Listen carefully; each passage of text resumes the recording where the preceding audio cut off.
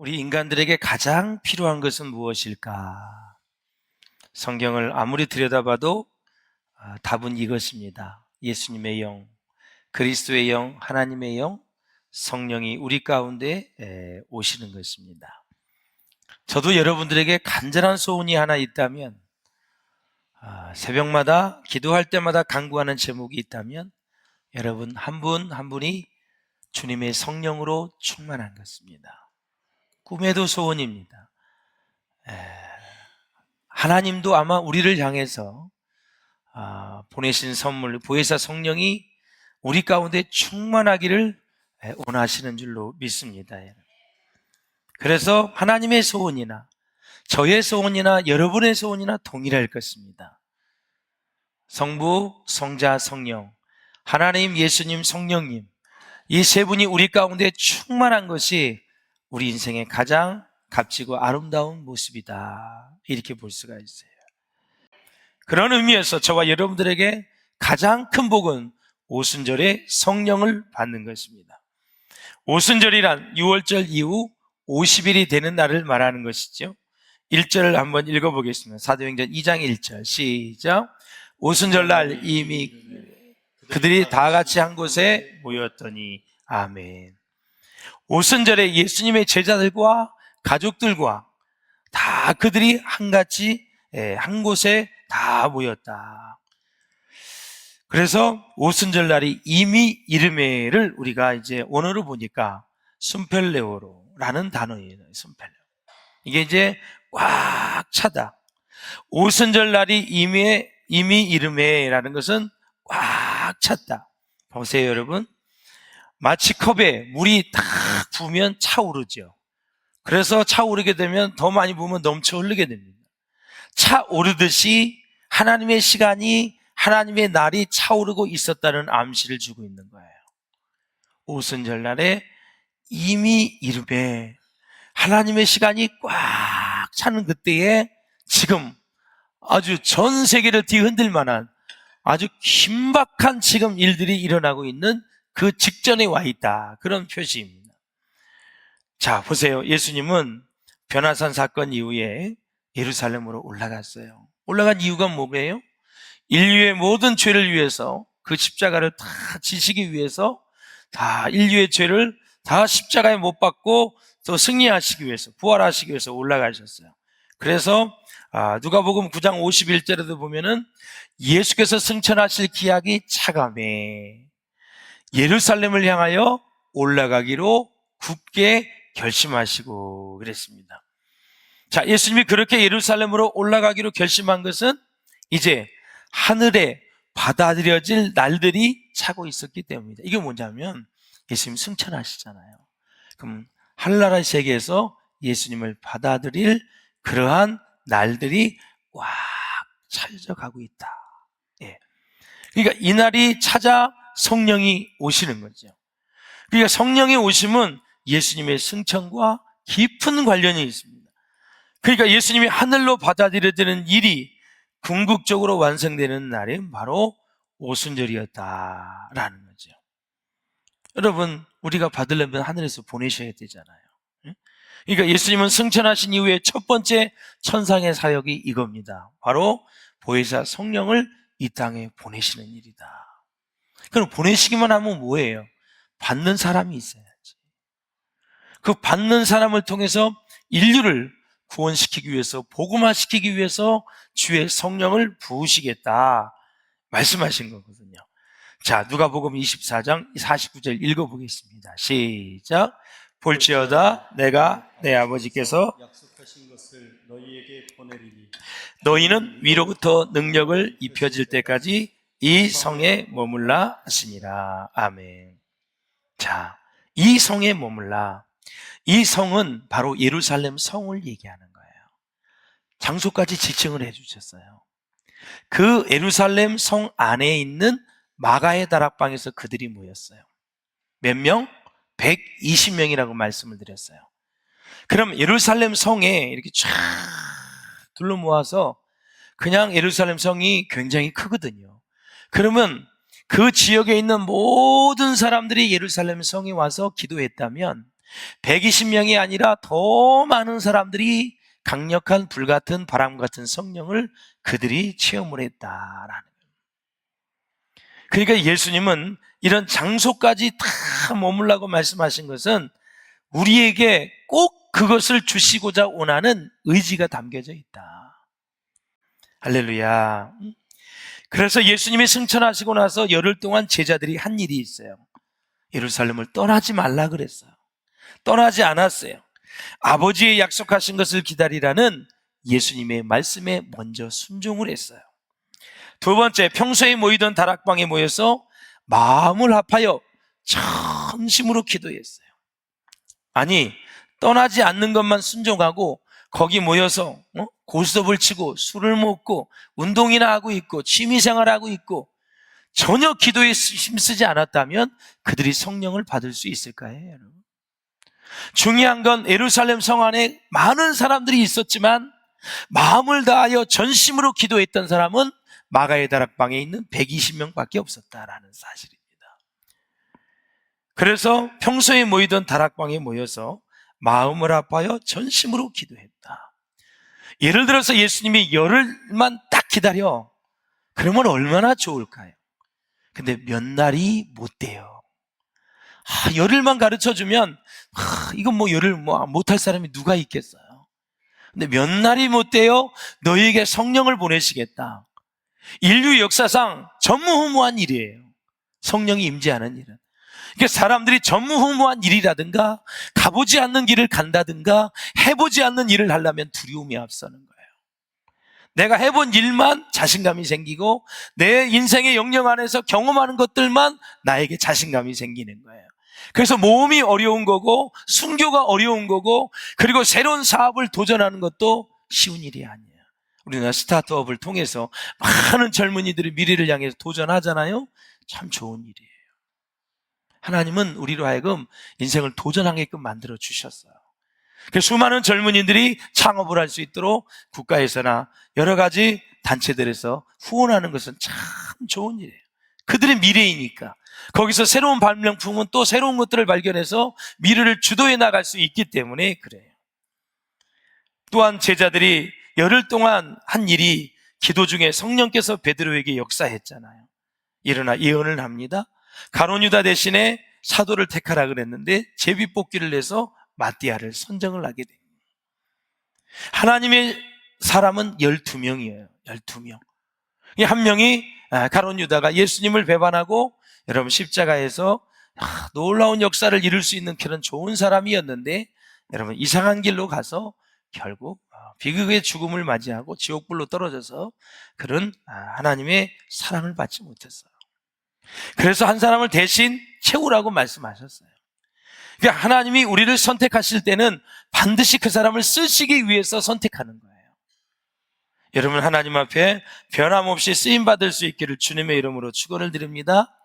오늘도 겸손, 내일도 겸손, 모레도 겸손 주님 앞에 기도로 바짝 엎드려야 돼요.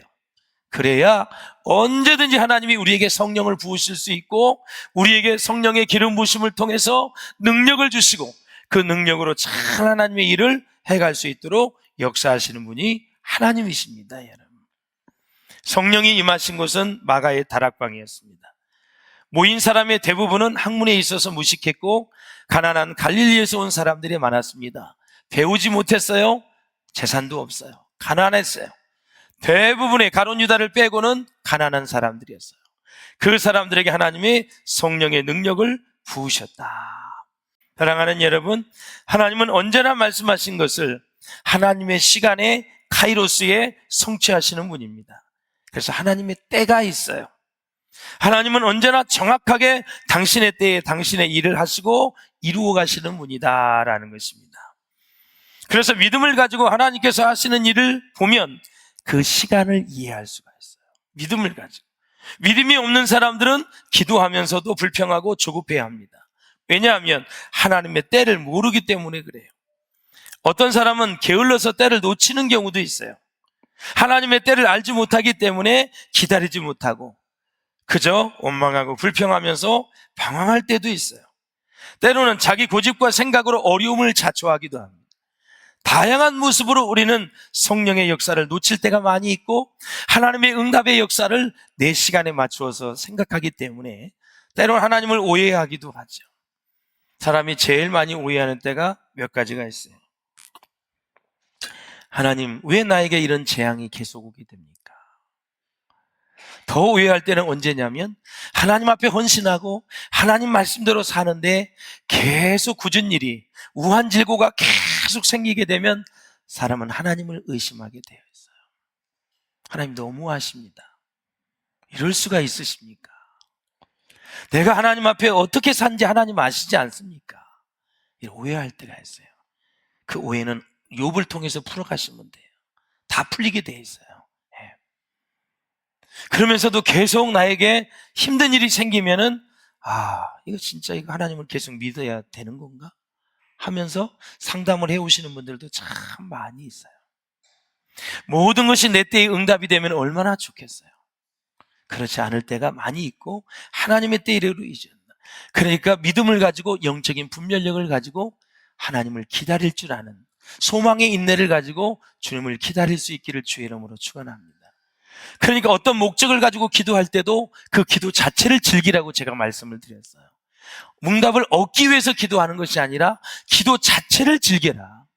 그러면 하나님은 기도하는 시간에도 은혜를 베풀어 주잖아요. 내 기도하는 그 시간, 그때가 가장 즐겁다고 찬송이 있어요. 그때가 가장 즐거운 거예요. 응답이 언제 올지를 모르지만 그때 우리는 즐겁게 하나님 앞에 기도. 왜? 내가 가장 좋아하는 하나님을 만나는 시간이기 때문에. 기도는 주님을 만나는 시간이고 주님과 대화하는 시간이고 계속 주거니 받거니 하면서 인격적인 문이기 때문에 내 사정을 알려면 그분이 내 마음의 감동으로 말씀하셔요. 말씀으로도 말씀하시고요. 성령의 역사로도 말씀하시고 환경과 사람을 통해서도 말씀하셔요. 그렇기 때문에 조급해하지 마시고 하나님의 때를 기다릴 수 있기를 주님의 이름으로 축원을 드립니다. 하나님은 하나님의 시간에 빈틈없이 정확하게 일을 하시는 거예요. 할렐루야. 오순절은 헬라어로 펜테코스테라 그래요. 50번째 이런 뜻이에요. 오순절을 이해하기 위해서는 우리가 유월절을 알아야 되거든요. 이스라엘 백성들을 보십시오. 애굽에서 430년 종살이 했어요. 때가 참에 하나님의 시간을 얘기하는 거예요. 영적 지도자 모세를 보냈어요. 바로가 고집을 부리며 하나님의 백성을 보내지 않습니다. 10가지 재앙을 내렸어요. 10번째 장자 죽이는 재앙이 임했습니다. 짐승이든 사람이든 애굽에 거주하는 첫 것은 모두 죽이겠다고 선언을 하셨어요. 성경은 첫 것은 만물의 기력의 시작이라, 그래서 첫 것은 전부를 대표하는 거예요. 여러분 고센 지역을 보세요. 이스라엘 백성이 머물렀던 고센 지역, 어린 양을 잡아서 흘린 피를, 어린 양의 피를 문설 인주에 발랐더니 심판의 그림자, 죽음의 사자가 그냥 지나갔다. 장자와 동물을 죽이지 않았다는 거예요. 그러나 전 애굽에는, 이스라엘 백성 외에 전 애굽에는 곡소리가 났어요. 첫 것이 다 멸종을 당했어요. 사랑하는 여러분, 새로운 하나님의 백성이 된 이스라엘 백성들이 그때부터 이제 새로운 마음을 가지고 하나님을 경배하는 것을 볼 수가 있어요. 애굽의 모든 동물과 사람의 장자가 다 죽었어요. 그걸 보고 고센 지역에 있는 이스라엘 백성이 너무너무 놀랬고 감사했고, 우리는 지금 여기서 노예로 있지만 하나님의 선택된 백성이구나. 얼마나 깊이 감사했는지 몰라요. 그래서 그들이 7일이 7번째 지나면 77이 49잖아요. 7번째 안식일, 그 다음날을 큰 안식일로 지키는데 이것이 바로 오순절의 유래이다. 이스라엘에 출애굽한 지 50일이 지난 다음에 뭘 받습니까? 시내산의 율법을 받았어요. 축복입니다. 6월절은 보리 농사가 끝나는 때이고 오순절은 밀 농사가 끝나는 때예요. 모든 첫 열매를 하나님께 드리는 축제인 것입니다. 바로 그때 성령의 바람처럼 불처럼 강력하게 임재한 거예요. 그래서 6월절을 지키는 부활절이 주일이고요, 오순절이 주일이고요, 예수님이 부활하신 날도 주일이고요, 성령이 임한 그날이 주일입니다. 사도 요한이 반모섬에서 성령의 계시를 받은 것도 주일입니다. 오늘 거룩하고 복된 주일입니다. 여러분에게 주의 영이 임하시기를 주의 이름으로 축원합니다. 축원합니다. 충만하게 말씀을 들을 때도 사모하는 마음을 가지세요. 하나님, 우리 목사님 말씀을 전할 때 그 말씀이 내게 힘이 되게 하시고 능력이 되게 하시고 하나님의 진리를 깨닫게 도와주시고 하나님을 알아가는 시간 되게 하시고 우리 주님을 더 사랑하는 시간이 되게 하여 주옵소서. 나에게 주의 영을 부어주셔서 하나님의 말씀이 깊이 깊이 깨달아지게 하여 주시옵소서. 그 말씀이 나에게 능력이 되게 하여 주옵소서. 동시에 어둠의 영이 떠나가게 되고 흑암의 권세가 떠나가게 되고 우리의 심령이 자유하게 됩니다. 기쁨이 넘치게 되고 감사가 넘치게 되는 거죠. 계시록 1장 10절을 한번 보겠습니다. 시작. 주의 날에 내가 성령에 감동되어 내 뒤에서 나는 나팔소리 같은 큰 음성을 들으니. 아멘. 주일날 하늘문이 열렸습니다. 사도 요한에게 성령이 임하여 환상을 보게 됐죠. 사랑하는 여러분, 성령의 역사와 임재는 누구에게 먼저 일어날까요? 바로 하나님은 정말 모든 계획을 성취해 나가실 때 성령 받은 사람을 통해서 일한다라는 사실이에요. 교회는 첫째, 누구에게 달란트가 있는지를 보아야 돼요. 부사렐처럼, 우리 레위기에 보면은 부사렐처럼 누구에게 달란트와 은사가 있는지, 달란트와 은사는 있는데 그 사람이 성령을 받았는지, 그래서 믿음이 있는지, 이 세 가지를 꼭 봐야 됩니다.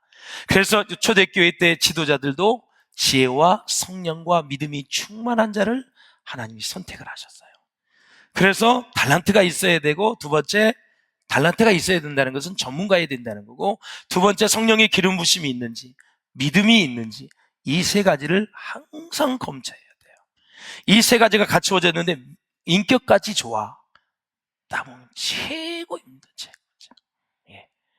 일은 막 해가는데 가는 곳마다 사람을 다치게 하고 상처를 내는 사람, 하긴 하는데 조금만 인격이 되어지면은 다른 사람이 독이 되어지는데 못 될 때도 있어요. 좌우간에 하나님은 성령 받은 사람을 통해 일하신다. 주의 종도 마찬가지입니다. 여러분, 주의 종의 가장 중요한 것은 성령을 받아야 돼요. 하나님의 능력 가운데 거해야 돼요. 주님 안에 머무를 수 있어야 우리가 목회를 할 수가 있는 거예요. 오순절에 약속하신 말씀을 믿고 기도하며 기다리는 자들에게 너무나도 놀라운 방식으로 성령이 임했는데 2절 3절을 보십시오. 시작. 호련히 하늘로부터 급하고 강한 바람 같은 소리가 있어 그들이 앉은 온 집에 가득하며. 아멘. 불의 혀같이 갈라지는 것이 저희에게 보여 각 사람 위에 임하여 있더니 그랬습니다. 다 그런 것은 아니지만 오순절 마가의 다락방에 성령이 임재하실 때 여러분 귀로 들을 수 있었고 눈으로 볼 수 있었다고 말씀하고 있어요. 먼저 급하고 강한 바람 같은 소리였다. 120문들은 방 안에 있었고 창문은 아마도 다 닫혀 있었을 것입니다. 이것은 바람 소리가 아니라 바람 같은 소리였다고 말씀하고 있어요. 120명이 함께 들었는데 아마도 많은 성경학자들은 하늘의 바람 소리였을 것이다, 하늘의 숨소리였을 것이다, 하나님의 호흡이었을 것이다, 이것은 영적인 소리였을 것이다, 다 그렇게 얘기를 합니다. 에스겔 37장에 보면 마른 뼈들이 살아나는 모습이 나와요. 37장 4장에 보면 너희 마른 뼈들아 여호와의 말씀을 들을지어다. 한 주간 너무너무 많은 은혜를 받았어요. 제가 장례식을 많이 치렀잖아요. 화장이 끝나면 다 이제 유골이 나옵니다. 그걸 보는데 하나님은 그 유골에 지금 명령하신 거예요. 마른 뼈들아 살을 들을지어다. 뼈들이 어떻게 들어요? 지금 다 타가지고 나왔는데. 그리고 5절에 보면 내가 생기를 너희에게 들어가게 하리니 너희가 살아나리라 그랬어요. 이야, 이런 기적을 눈으로 한번 봤으면 얼마나 좋을까. 화장을 했는데 뼈가 나왔는데 너무나 보고 싶어. 이 고인이 다시 살아날지어다. 거기서 벌떡 살아났어. 얼마나 좋을까요, 여러분? 나사로도 다시 살아났지만 다시 죽었습니다. 그럼 별 의미가 없는 거예요. 중요한 것은 우리가 생명이 있을 때 성령 충만하여 사는 것이 중요하다. 뼈들이 살아나기 시작했어요. 이 뼈에 저 뼈가 막 들어맞아서 뼈들이 서로 연결이 됩니다. 뼈에 힘줄이 생기기 시작해요. 힘줄. 탁 주먹주먹 이렇게 나오잖아요. 그리고 살이 생기기 시작해요. 지구에 2바퀴반이나 되는 핏줄이 생기기 시작했어요. 여러분, 가죽이 입혀지기 시작합니다. 그래서 예수께서 37장 10절에 보니 생기가 들어가니 극히 큰 군대가 되었다고. 한 사람이 아니라 수천 수백만 명 살아나게 하신 거예요. 하나님은 뼈들을 가지고도 살아있는 군대를 만들 수 있는 전능하신 하나님입니다. 할렐루야. 이것이 성령의 강력한 역사의 모습입니다. 성령의 바람이 하나님의 호흡이었고 하나님의 영이었다. 예수님이 말씀하십니다. 요한복음 3장 8절에 바람이 임으로 불매 내가 그 소리는 들어도 어디서 와서 어디로 가는지 알지 못하니 성령으로 난 사람도 다 이러하니라. 히브리어로 루하흐라는 단어예요. 바람, 성령을 의미하는, 성령의 바람같이 우리에게 임한 것은 사람이 성령을 통제할 수 없다라는 것을 우리에게 보여주는 거예요. 각 사람에 임하여 있더니 지금 예배를 드리는 여러분 위에 각 사람에 임한 줄로 믿습니다, 여러분. 그런 헬라어로 보니까 메칸세센이라는 단어예요. 성령님이 여러분의 위에 앉아 있었다라는 거죠. 지금 여러분의 위에 앉아 있는 줄로 믿습니다, 여러분. 예. 그래서 사랑하는 여러분, 성령님에 대해 우리가 수없이 많은 설교를 듣습니다. 100번 듣는 것보다 한 번 체험하는 것이 좋습니다. 성령은 하나님의 호흡입니다, 여러분. 성령은 하나님의 생명인 줄로 믿습니다. 저와 여러분 가운데 우리 비전교회 성령의 바람이 불어오시기를 주의 이름으로 축원을 드립니다. 그리고 그들 위에 불이 나타났습니다. 불이 혀같이 갈라지면서 모든 사람이 임하였습니다. 불은 태워버리는 성질을 가지고 있습니다. 성령은 모든 죄를 태워버립니다. 성령은 모든 죄를 태워버릴 뿐만이 아니라 정결하게 하시는 분이다. 성령은 그리고 우리 인생 가운데 능력을 주시는 분입니다. 내 삶을 변화시키는 하나님의 불입니다. 성령은 구원의 불입니다. 성령은 축복의 불입니다. 성령은 황폐해진 우리의 마음을 치유하는 불이다라는 사실이에요. 그 불은 우리를 새로운 사람으로, 새로운 피조물로 만드는 성령의 능력을 말하는 것입니다. 할렐루야. 사랑하는 여러분, 성령은 이론이나 관념이나 교리나 철학이 아닙니다. 사랑하는 여러분, 참된 신앙은 말씀과 기도와 함께 체험은 동반하게 되어 있다라는 사실이죠. 할렐루야. 성령 충만은 하나님 충만이고 예수 충만이고 그래요. 그래서 사랑하는 여러분, 오늘 성령의 불 같은 성령을 사모하시고 받을 수 있기를 주의 이름으로 축원합니다. 어떤 사람은 불이 있다는, 성령이 있다는 사실도 모릅니다. 하나님은 절대적으로 신뢰하며 성령을 사모하시고요, 하나님을 제한하지 마시고 성령 하나님을 인정하시고 부인하지 않을 때 내 안에서 마음껏 우리 성령님이 들어오시게 될 줄로 믿습니다. 그 성령님을 받으셔서 여러분 이제 2024년도 하반기에도 승리하시고, 그리고 여러분은 평생을 나가도록 여러분의 자손들에게 성령이 충만해서 하나님이 마음껏 쓰시는 모든 자손들 다 될 수 있기를 주의 이름으로 축원합니다. 성령이 충만하면 하나님만 생각해도 눈물이 나고 설교 시간이 너무너무 기쁘고 감동과 감격의 시간이 되고, 그리고 사랑하는 사람 다 용서할 수 있고 우리 세포가 살아나요. 건강해져요. 기쁨이 넘쳐요. 감사가 넘쳐요. 그리고 병든 자를 놓고 손을 얹고 기도할 때 병든 자가 치료함 받고 걱정 근심이 떠나가게 되고 우리는 하나님의 은혜 가운데 인생의 문제가 해결되어질 줄로 믿습니다. 우리가 그냥 말씀을 듣는 데에서 그치지 마시고 하나님의 성령 충만하게 받아서 여러분의 인생 가운데 하나님이 역사하시고 하나님이 인도하시고 간섭하시는 은혜가 있으시기를 주의 이름으로 축원합니다. 제 평생의 소원은 여러분들이 성령 충만하는 거고, 여러분의 자손이 성령 충만하는 거고, 한국교회가 성령 충만하여 다시 한번 제2의 부흥을 이루어서 민족 복음화를 이루어서 전 세계를 복음화시키는 대한민국의 한국교회가 될 수 있기를 주의 이름으로 축원합니다.